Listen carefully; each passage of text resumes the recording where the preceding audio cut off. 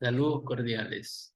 Voy a compartir con ustedes algunas orientaciones para la planificación en este año 2023. Consta que de acuerdo a la nueva normativa de evaluación, eh, se trabajará en 3 periodos de trimestres y se considerarán como elementos a evaluar los aportes y los proyectos integradores o interdisciplinares. Entonces vamos a hablar un poco sobre los aportes y los proyectos interdisciplinares y espero que de alguna manera esto pueda ayudarles en su gestión.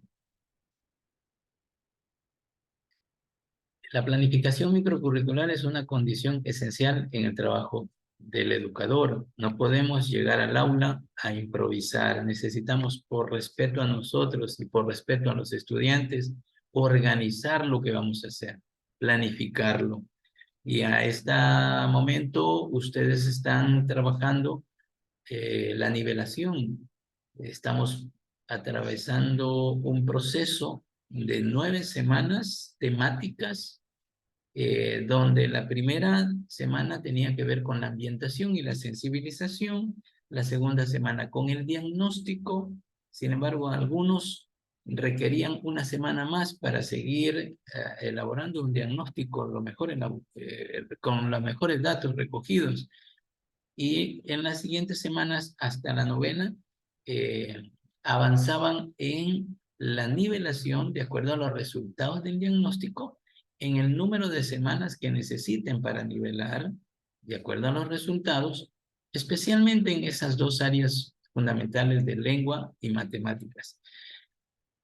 Sin embargo, hay algunos que pues han decidido trabajar una nivelación en 2, 3 semanas, hasta 4 semanas, y ya están próximos a iniciar su avance curricular y, por supuesto, trabajando articuladamente las temáticas de las semanas, de estas 9 semanas que nos propone el ministerio, pero ya están próximos a iniciar el avance de contenidos curriculares. Por lo tanto, estas orientaciones espero que todavía sean oportunas y puedan serles de utilidad en su gestión escolar. Entonces vamos a ver en qué consiste este trabajo, sabiendo de que los mecanismos de evaluación van a ser aportes, proyectos integradores, interdisciplinares y por supuesto las evaluaciones también. Entonces, ¿qué tenemos? Tenemos como primer lugar los aportes.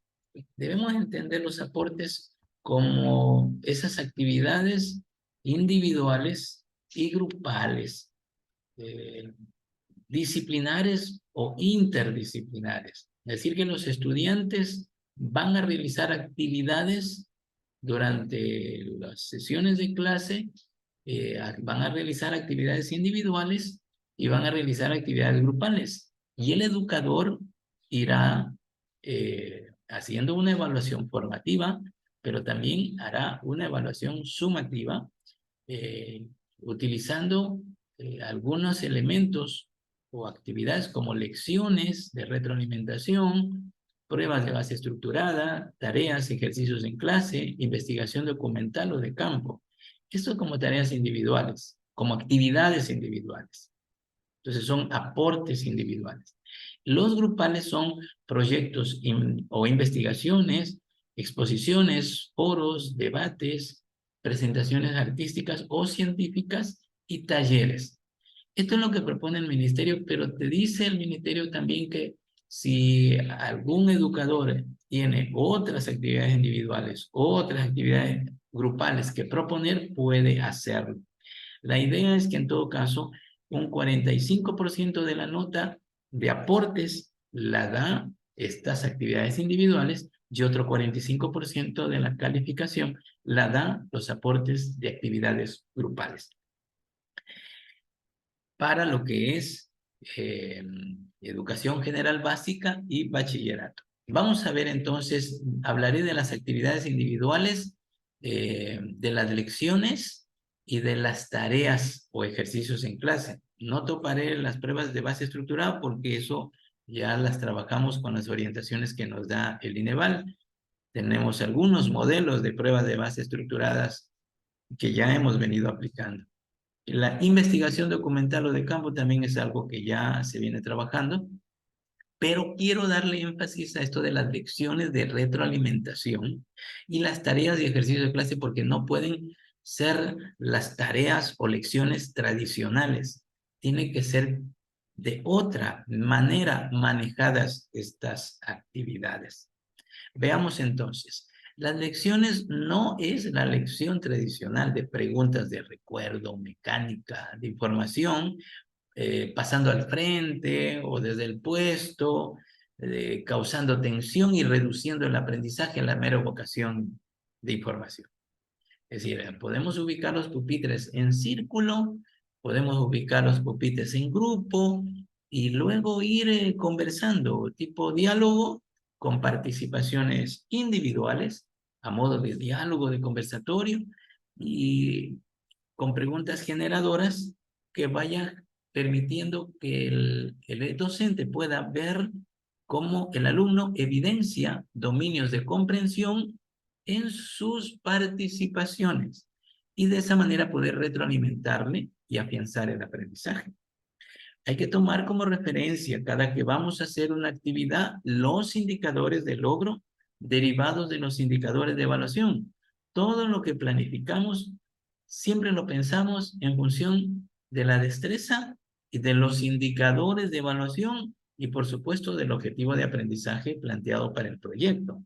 Pero tomamos como referencia el indicador de logro, porque si el indicador de logro me dice que el estudiante identifica la intención de un texto, entonces mis actividades tienen que ir a que identifique la intención de un texto. Tengo que ponerle una serie de textos, hacer que identifique de manera individual, que los clasifique según la intención del texto. Entonces, el indicador de logro me da una pista de por dónde van mis actividades. Las lecciones, por lo tanto, también van en esa dirección, en la dirección de ver o verificar ese indicador de logro, que es por donde avanza la evaluación. El diálogo tiene que provocarse entonces con preguntas generadoras. Aquí un poco acuerdo lo que es la retroalimentación. La retroalimentación es importante que la entendamos como estrategias, como lo plantea Rebeca Nijovic. Tomamos lección desde esta manera participativa, tipo diálogo, en una situación de confianza, de conversación. Y luego hay que ir retroalimentando con el protocolo que propone Rebeca Nijovic de tres aspectos importantes. Preguntas aclaratorias, eh, valoración de lo que nos está diciendo, explicando, argumentando el estudiante, destacando los puntos claves que está topando en su exposición y sugerir alguna sugerencia de profundizar, de mejorar un poco la forma de expresión también puede ser, pero retroalimentar siempre es un elemento clave que hay que hacerlo con el tacto pedagógico corresponde. Pero siguiendo este protocolo, pregunta, valoración y sugerencia. Veamos un ejemplo de lecciones. Si el indicador es que examina la igualdad natural de los seres humanos como base para la protección frente a la arbitrariedad del poder y su expresión en salud y economía familiar, este es un indicador de ciencias sociales, de educación para la ciudadanía, en bachillerato, y como vemos, ya está aquí este indicador modificado un poco, por eso está al final el código. Y también aparece que este indicador hace referencia a justicia y solidaridad, que es el perfil de salida del bachiller. De este indicador de evaluación, me planteo dos indicadores de logro, que voy a trabajarlos durante la aplicación de las actividades. Me interesa que reflexione sobre la existencia o no de igualdad de los seres humanos, porque este es un indicador de logro que está conectado con el indicador de evaluación, igualdad natural de los seres humanos. Y que reflexione sobre la arbitrariedad del poder y su expresión en el ámbito económico, porque esta es otra partecita del indicador de evaluación. Entonces, para eso, la lección, como decía, tiene que ser una actividad de diálogo, de conversación. Entonces, la consigna que da el maestro es, conversemos un poco. La semana pasada trabajamos en un tema de interés social actual, la violencia en Ecuador. Hicimos relación de la violencia actual con otros eventos de violencia en el pasado. De acuerdo a ello, conversemos un poco, Freddy. Eh, Plantea un ejemplo. ¿Podrías plantear un ejemplo que conozcas donde has evidenciado o no igualdad de los ciudadanos en el ámbito de salud? Y ahí converso con Freddy. Carlos, ¿qué se podría hacer en Ecuador para reducir la arbitrariedad de poder que afecta a la autonomía familiar? Y conversamos. ¿Y por qué crees que podría hacer eso? ¿Y de qué forma realmente eso ayudaría? La lección es tipo conversación. Incluso en esa conversación puedo irle dando pistas y pautas como para que avance, eh, perdiendo un poco el temor, el miedo a dar su idea, a, a compartir y enfocarse en función de lo que hemos analizado en relación a la violencia que se está dando en nuestro medio. Y cómo la igualdad de los seres humanos es un factor fundamental. Esta arbitrariedad a veces del poder no permite que haya ese derecho, esa igualdad de atención a la salud, de una economía familiar que permita la subsistencia. Entonces, la idea de este ejemplo de elección es no saquen la hoja, saquen la hoja. Primera pregunta, segunda pregunta, o ya les llevo el papelito con las preguntas, guarden todo, aquí viene la lección. Esa mecánica tradicional, recomiendo romper ese esquema tradicional de lecciones, de clase, y ir por conversar sobre lo que venimos conversando, y ir de alguna manera evaluando como fortaleciendo al mismo tiempo. Una evaluación para el aprendizaje. Otra forma de tomar lección es aplicando preguntas metacognitivas o aplicando las rutinas de pensamiento. Ya sabemos que las preguntas metacognitivas pueden ser frases de completar. Por ejemplo, en este tema yo no estoy de acuerdo, ¿por qué? Y dejar que el alumno responda. A ver, lo que más me costó comprender fue y darle como estas pistas para que el estudiante responda libremente, libremente de manera oral. Podemos hacerlo también por escrito, de manera individual, por supuesto, eh, pero ya no es la típica pregunta de recuerdo de información. Las tareas, ejercicios de clase, también es importante que no es la tarea tradicional o ejercicios donde, a ver, los 5 primeros tienen un punto, la tarea tradicional de enviar a la casa para que hagan algo que finalmente a veces termina hecho por los padres o por la computadora que le da haciendo todo, un copy-pega. Entonces, en las tareas que planteamos van a ser especialmente dentro de clase. Y si alguna tarea envío para casa, es una tarea que me lleve al estudiante a leer, a hacer una investigación, recoger datos, pero esencialmente hablamos de la tarea y ejercicios en clase.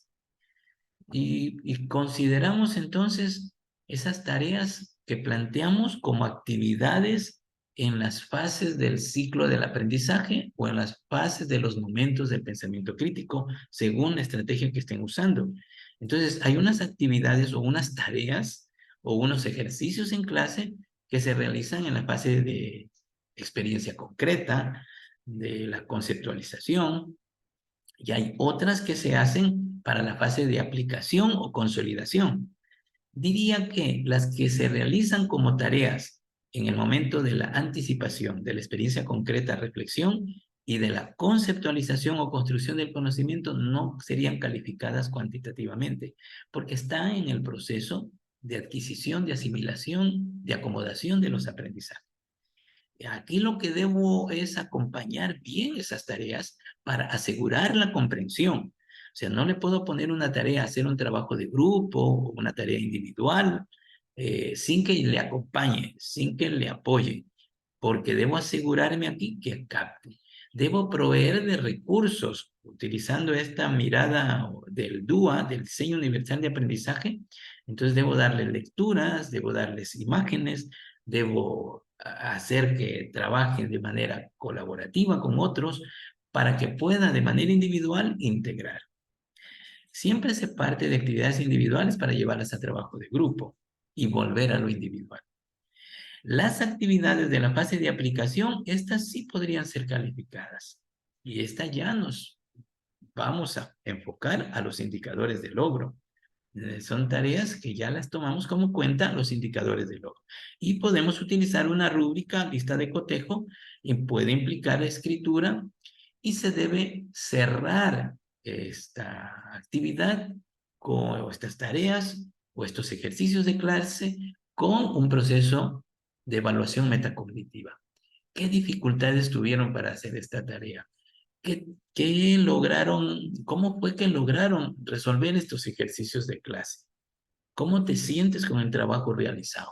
Es decir, estas tareas y ejercicios yo las voy a planificar. En mi planificación tengo que pensar en estas tareas, ejercicios, en estos momentos del proceso de clase.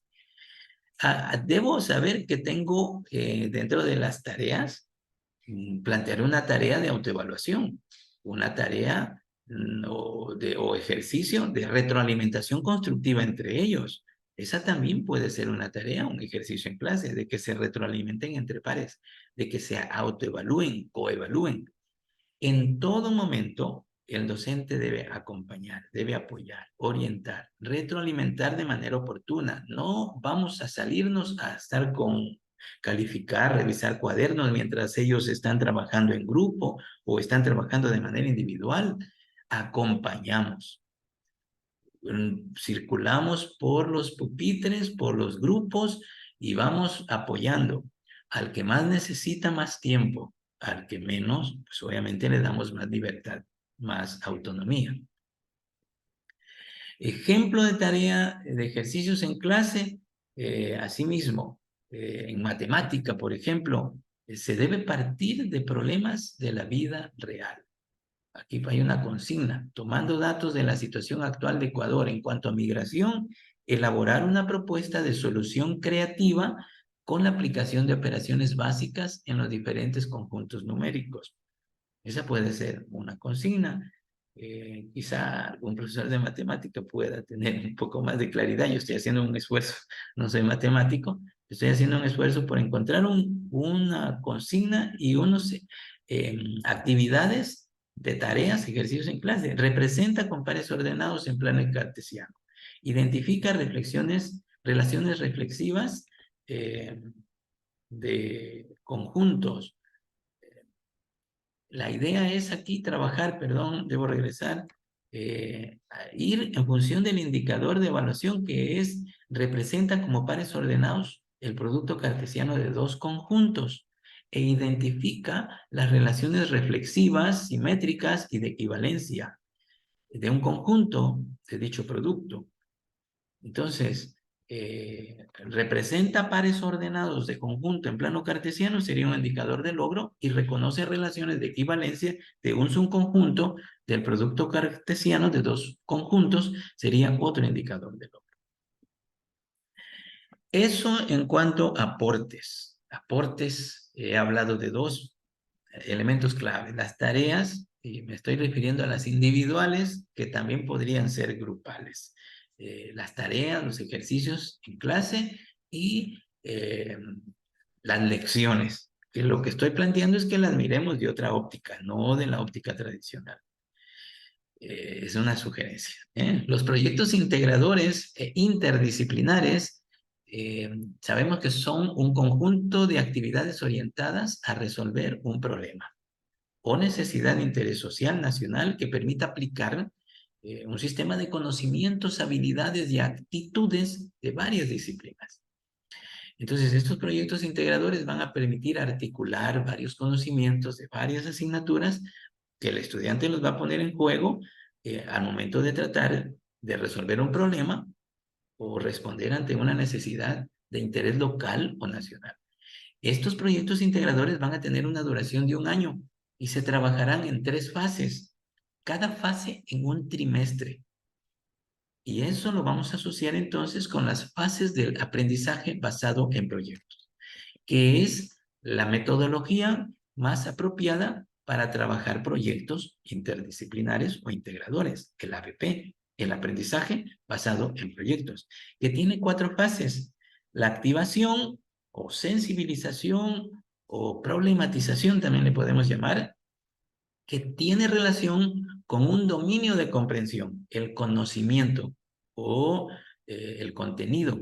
Este es el momento en que el estudiante indaga una problemática, cómo se manifiesta en el momento actual, qué es lo que está pasando con la contaminación, qué es lo que está pasando con la violencia, dónde hay violencia, quién ejerce violencia, quién contra quién. ¿En qué ámbitos? ¿De qué manera es la violencia? ¿Qué tipo de violencia estamos viendo? Es decir, aquí yo estoy un poco con mis conocimientos previos, activando mis conocimientos previos, indagando lo que está pasando, tratando de tomar conciencia con la problemática que hay alrededor. El profesor me va a ir guiando en este proceso, los profesores, cada profesor desde su área, desde su mirada de matemático, desde su mirada de ciencias naturales, de lenguaje, irá haciéndome ver esta temática. Todos estarán enfocados, esos 4 profesores o 3 o 2 estarán enfocados en ese problema, haciéndome en este primer trimestre, esta primera fase de ir tomando conciencia de la problemática, de cómo ocurre, qué está pasando, dónde ocurre. ¿Eh? Y luego la investigación sería la fase que la completamos en el segundo trimestre. Y allí iremos a buscar causas, consecuencias, qué se ha hecho, qué se está haciendo. Y de alguna manera se conecta con la comprensión, este dominio de comprensión que tiene que ver con el método. Es decir, cómo aprendo a buscar información, a encontrar información válida, a indagar, a investigar adecuadamente, valorar una información de otra, compararlas. El producto es la tercera fase y esto sería en el tercer trimestre. En este momento iríamos ya a diseñar el video, el tríptico, el ensayo, el cartel, el producto que hayamos decidido hacer para sintetizar, para condensar lo que he aprendido, lo que he investigado. Esto tiene que ver con el propósito, con la utilización del conocimiento para elaborar un nuevo producto, una creación de algo, con creación de un tríptico, creación de un ensayo, o sea, utilizar el conocimiento para crear algo que no había, que está hecho con mis palabras, tomando como base lo que investigué de esa problemática que la fui viendo en mi medio y que fui investigando cómo es que es la cosa ya en profundidad. Y la cuarta fase la voy a cumplir también en el tercer trimestre. Es decir, elaboro el producto, lo ensayamos en unas 3 semanas, 4 semanas, 5 semanas, con retroalimentación, con correcciones, con enriquecimiento, y luego viene la difusión, es decir, la presentación del producto, la presentación de lo que aprendí, la comunicación, en definitiva, ese dominio de comprensión, el saber comunicar, el saber difundir lo que aprendí, el saber hacerlo utilizando recursos de comunicación. Entonces aquí una mirada global. El primer trimestre tenemos la activación, la investigación en el segundo trimestre y producto y difusión en el tercer trimestre, las 4 fases del ABP. En la primera fase, el entregable sería la definición del tema, del objetivo de aprendizaje, de cuál es el problema en sí que estoy indagando, investigando, tratando de resolver, a quiénes afectan, qué podemos hacer. Esto estará en mi portafolio. Y de esto yo voy haciendo en clase a clase actividades individuales, grupales, y plantear un objetivo no es una cosa sencilla. Contar cómo he visto el problema de la violencia en mi entorno, cómo estoy viendo lo de la contaminación, eh, lo converso, lo comunico, hago un cartel, un afiche de manera individual, en grupo, y todo eso me va sirviendo como aportes. Es decir, en el primer trimestre tengo actividades relacionadas con aportes, relacionadas con mi proyecto interdisciplinar, que van a ir siendo ya valoradas. Y el producto final, que lo entrego como evaluación parcial, evaluación del trimestre, pues sería ya la definición de objetivo, el problema, el cronograma, ¿eh? Y la investigación es el segundo trimestre. Recordemos que cada trimestre tenemos como 10 semanas, 13 semanas. Entonces, en la investigación tengo 13 semanas para buscar las causas, 1, 2 semanas, discutir, analizar las causas, debatirlas, hacer foros sobre esas causas, 2 semanas, unas 2 semanas más para ver las consecuencias, analizar, hacer un simposio, debate, foros, exposiciones de grupo, dramatizaciones, para interiorizar, para comprenderlas y analizar qué se ha hecho, hacer ahí una crítica de lo que se ha hecho y de lo que no se ha hecho. ¿Y qué podríamos hacer? Ya empezamos de alguna manera a soltar ideas de lo que se podría hacer. Entonces, en esto, el entregable sería esto, un resumen de lo que he investigado en varios artículos, en varias fuentes, sobre causas, sobre consecuencias. Y lo puedo hacer de manera individual, de manera grupal, mis actividades, mis tareas, mis ejercicios en clase. Y eso va sumando mis valoraciones. Entonces voy a planificar mis actividades como profesor, ayudándole a ver las causas, ayudándole a ver consecuencias, haciendo una lectura sobre las consecuencias en el área de lengua. En matemáticas, sacando datos de consecuencias. En ciencias naturales, observando, describiendo esas consecuencias. Es decir, todo relacionado con las habilidades que atina cada área, cada asignatura. El producto y la difusión ya es el diseño. Allí voy a tomar todo lo que investigué en las activaciones y entonces viene el diseño. Integramos la información, validamos el borrador, socializamos el producto, evaluamos el proceso y el producto. Entonces, de acuerdo al tópico generativo, al tema de investigación que vamos a hacer en ese proyectito, porque es investigación, un proyecto implica investigar, ¿no? El objetivo de aprendizaje que nos planteemos, el producto que se quiere alcanzar, de acuerdo a eso se establecen las asignaturas que entran en el proyecto. La idea es que el profesor de grado puede involucrar todas las asignaturas, que sí es posible. No todas las destrezas van a estar en el proyecto. Seleccionamos las destrezas que estarán en el proyecto. Y recordemos que una destreza no se desarrolla en una clase. Una destreza se desarrolla en 2, 3, 4, quizá en un año, ¿no? Quizá en 2 años. Entonces hay destrezas que hay que seleccionarlas para el proyecto y que las vamos a trabajar con diferentes actividades. Y entonces hay que definir qué asignaturas se articularán. Y ahí se reunirán los maestros para definir las actividades que cada quien va a realizar y cómo van a ir valorando esas actividades. Es posible que se articulen más de 2 asignaturas. En colegio es importante que también se articulen por lo menos 4 asignaturas. Entonces la metodología de la ABP es la que vamos a trabajar. Aquí vemos una síntesis de lo que es la metodología de ABP y cómo esta metodología nos permite ejercitar cantidad de habilidades cognitivas básicas y superiores. La observación es una habilidad cognitiva, digamos, la básica, porque en todo está la observación y hay que saber observar, hay que saber describir, clasificar.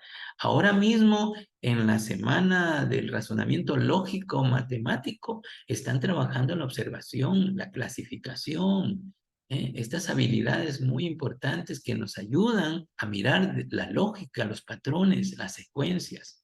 Así, en cada fase hay algunas habilidades como el análisis, la síntesis, la argumentación, las conclusiones. Entonces ya tenemos las fases, el paso 1, la activación, que concluye con el proyecto y el producto. Unas actividades de la fase 1, entonces son el diálogo, como les había dicho, el entregable, entonces será la definición del problema, el planteamiento de actividades, resultados, prácticamente el diseño del proyecto. Es un diagnóstico donde yo logro a través de eso hacer mi proyecto. Y lo hago con el apoyo de mi estudiante, digo, lo hago con el apoyo de mi maestro, el estudiante y el maestro. Y aquí algo importante que anoto a la derecha, los docentes del proyecto pudieran entrar el mismo día de trabajo con los estudiantes. La idea es que haya un día para proyecto. Ojalá se pueda hacer también en colegio. En escuela sí, el día de proyecto. Ahí voy a trabajar las asignaturas que corresponden enfocadas al proyecto. De la misma manera, hay que coordinar cómo va a aportar cada uno, las destrezas, la utilidad que le van a hacer para el proyecto y para alcanzar el dominio de comprensión. Es importante esto que anoto al final. Los docentes deben sentirse parte del proyecto, es decir, también investigadores. Es decir, que investiguemos también con ellos algo, el tema que estamos abordando. Es decir, que seamos no solo guías, sino acompañantes y también actores de ese proyecto, de suerte que el alumno aprenda a investigar viendo cómo yo investigo también. Es decir, que yo le modelo algunas cosas de cómo saco información, de cómo encuentro lo más importante de una información, ¿eh? De cómo analizo, de cómo sintetizo. Esta es la oportunidad para enseñar a investigar. Recomendación, hay que salir de la inmediatez a lo significativo.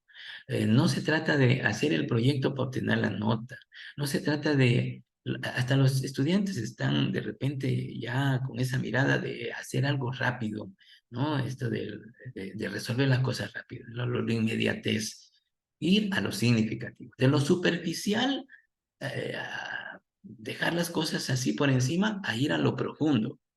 eh, Entendiendo el contexto, entendiendo el grupo de alumnos que tienes, ir poco a poco, pero ir llevándolos a ese nivel de profundidad y de saltar de lo superficial a lo profundo. Ejercitar en las habilidades cognitivas básicas ayudará a aquello. Ejercitar en habilidades blandas, la empatía, el trabajo en equipo, la escucha activa, la lectura literal, la lectura inferencial. Hay que trabajar en aquello porque si no sabe leer, no sabe comprender. Y la lectura es más que una decodificación de letras. No, yo puedo decir ahí dice profundo, pero ¿qué significa profundo? Entonces, este trabajo de lo semántico, este trabajo de una escucha eh, activa que implica que si una palabra no la comprendo, la pregunto. Si una frase no la entiendo, la pregunto. Cuando alguien me pregunta, significa que está escuchándome activamente. Pero a veces creemos que están escuchando, que entienden y nos vamos convencidos de que entienden, pero a la clase siguiente te das cuenta de que no hubo comprensión. Entonces, uno tiene que acompañar, que ir verificando y hay que ejercitar en estas habilidades. Y para ello, el diseño universal de aprendizaje es clave.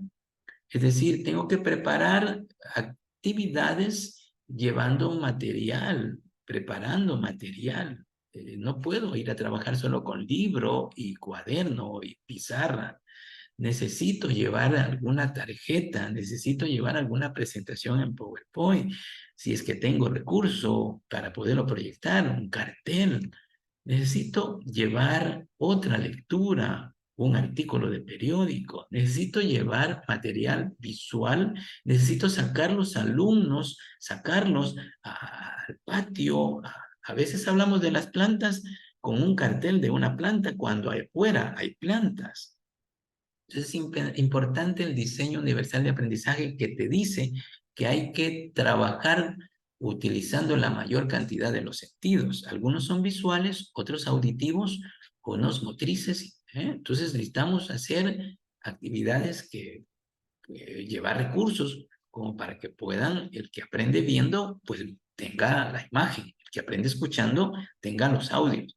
Es decir, trabajando, el que aprende haciendo, pues hacer trabajo de grupo, hacer trabajo individual. Entonces, generar una dinámica donde no sea el profesor el que expone y luego al libro, lo tradicional. Utilizar métodos activos, por lo tanto, buscar la mayor cantidad de trabajos colaborativos, gamificación, métodos activos que usted considere que son apropiados. Esto mismo, el collage, son métodos activos. Incluir al menos una salida de campo en cada trimestre. Digamos, si yo voy a ver las cosas como están, puedo hablar con la señora de al frente para que me diga cómo están las cosas que ha escuchado al frente de la escuela. Puedo salir y en el recreo también hacer una investigación a mis profesores, a otros estudiantes.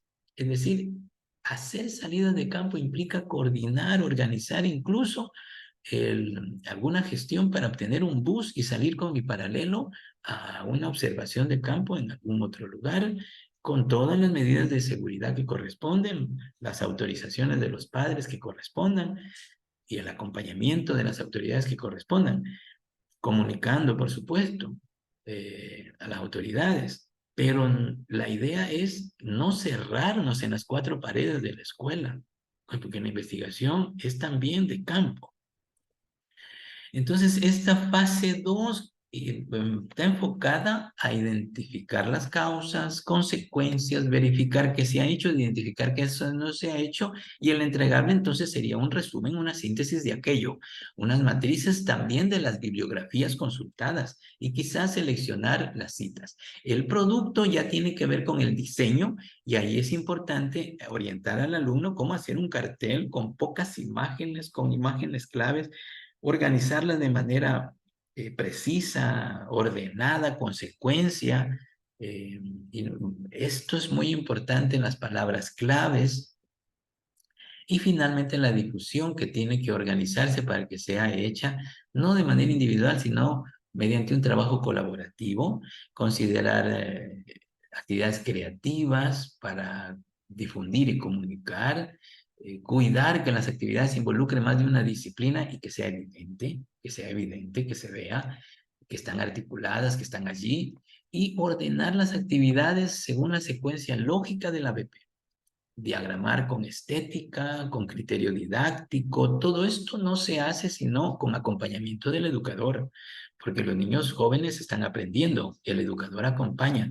Probablemente que el educador también está aprendiendo, pero es el adulto, ¿no? Es el guía y tiene que prepararse, ¿no? Para llegar a la clase, tendrá que preparar. Y la presentación del portafolio o bitácora. Espero que esto que estoy compartiendo le dé una pauta de por dónde ir y le sirva. Aquí hay un formato de planificación. Los formatos ya sabemos que el ministerio sugiere unos, son referenciales, pero usted puede diseñar su propio formato de planificación, pero lo que sí debe tener en claro es que estas planificaciones microcurriculares deben contener pues, los objetivos, el nombre del proyecto, las asignaturas, nombre del docente, o sea, datos informativos, donde esté también un poco los ejes transversales, el énfasis se quiere dar a lo comunicacional, matemático, y luego pues planteamos las actividades para cada destreza, tomando como referencia, como había indicado, qué busca esa destreza, cuál es el indicador de logro y, que voy a alcanzar. Esta es una lámina que la presenté en otro video que subí el año pasado, me parece, o hace 2 años, de cómo hacer las actividades interdisciplinares apuntando al tópico generativo, es decir, al tema, al objetivo de aprendizaje y con la metodología activa ABP. El ABP es una metodología activa. Entonces acá las destrezas se las trabaja como son. Las destrezas están aquí incluso con el énfasis en competencias comunicacionales, en lengua y literatura también está la competencia socioemocional, en matemática la competencia comunicativa. En educación física no hay un énfasis, pero también esa tiene una libertad. Algunas destrezas no le pongo énfasis, pero en otras que sí. Y uno decide a qué le ponemos énfasis, a qué competencia para la vida le vamos a poner énfasis. Lo más importante de este ejercicio es la relación que existe en las actividades con el indicador y con la destreza y con el objetivo de aprendizaje. Ustedes ven aquí actividades de ciencias naturales, dice, observa láminas sobre higiene corporal en varias situaciones de la vida cotidiana. Porque el objetivo de aprendizaje tiene que ver con virtudes humanas que ayudan a la identidad y a las acciones para el cuidado personal y el bien común. ¿Eh? Entonces, las actividades que tienen que ver con lengua y literatura también están orientadas a la higiene corporal y prácticas saludables. Lectura de un relato sobre la virtud de la higiene, ¿eh? Porque vamos a dialogar y vamos a escuchar, porque esa es la destreza, ¿no? Entonces, vamos a leer y la lectura va a llevar a que el resto escuche. Estoy desarrollando la destreza, estoy trabajando mi indicador y estoy conectado con el objetivo de aprendizaje, que es la higiene corporal. La matemática igual, en grupos arman rompecabezas de imágenes que reflejan objetos con atributos comunes. Aquí vamos a ver patrones, vamos a ver secuencias, lógica en el armado del rompecabezas y que tienen que ver también con el juego, ¿no? Con apoyo mutuo, y el juego tiene que ver con actividad física, que tiene que ver con ejercicios para el cuidado personal. Asimismo, en educación física, realizar la lectura sobre maneras saludables de participar en prácticas corporales en el tiempo libre. Ahí está entre paréntesis investigación. En matemáticas está entre paréntesis en la primera actividad tarea. En la segunda actividad está entre paréntesis ejercicio. Así, en lengua y literatura, en la última actividad está entre paréntesis lección. Y en la actividad de ciencias naturales, al final está exposición. Porque las actividades que estoy planteando, ya las estoy planteando pensando en los aportes, ¿no? Ya estoy pensando en los aportes. Lección, exposición, que es grupal, la tarea, que es individual, la investigación, que puede ser individual, grupal. Entonces, aquí estoy armando, ¿no? Cuando planifico, en lo personal, mi forma de planificar primero ha sido organizar las ideas. Una vez que ya tengo organizado qué quiero hacer, cómo voy a hacer, entonces voy al formato. Y ahí plasmo en el formato. Y ya cuando estoy plasmando le hago algún ajuste que necesite hacer. En el formato de planificación microcurricular no necesito poner fotos, imágenes, ejercicios.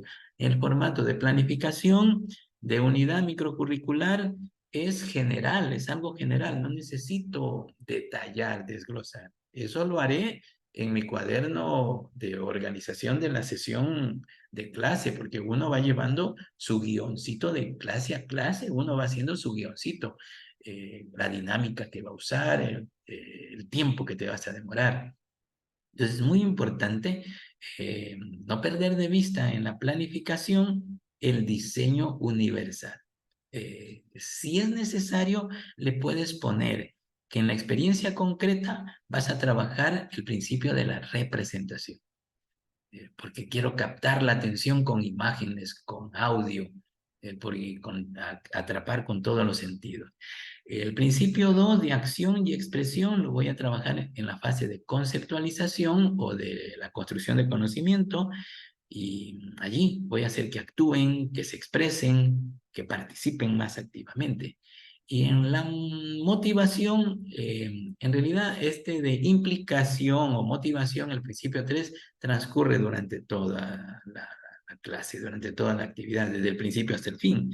Sin embargo, al final puedo ponerle con más énfasis, ¿no? Implicarle, motivarle, porque esta es la parte ya donde va a aplicar lo que he aprendido. Pues bueno, es lo que he traído para hoy. Espero que sea de utilidad. Cierro esto animándoles a que tengan una actitud positiva, creativa en su trabajo, que tomen el trabajo como una bendición, como una oportunidad para servir a los demás, para ayudar a construir personalidades, para ayudar a desarrollar potencialidades, talentos en los niños. No es solo un trabajo, es un proceso de transformación de nuestra sociedad, de generar una nueva cultura, una nueva ciudadanía. Y su actitud positiva es un ejercicio personal.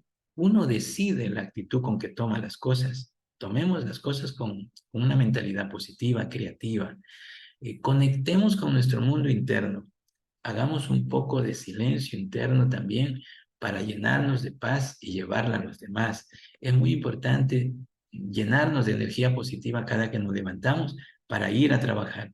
Esta planificación no tiene que ser vista como algo tortuoso, no, si, llevémosla, no nos va a salir perfecta al principio, pero nos saldrá con el mejor cariño y con la mejor eficiencia si la trabajamos colaborativamente entre todos. Hay que seguir trabajando colaborativamente. Lo peor que nos puede ocurrir es regresar a trabajar cada quien por su lado, un área por un lado, o un profesor de área, incluso los mismos del área divididos. Integrémonos con energía positiva, con actitud de apertura y aceptación a los otros, a los demás.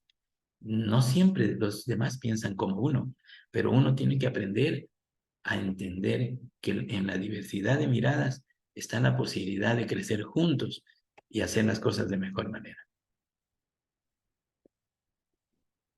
Éxitos.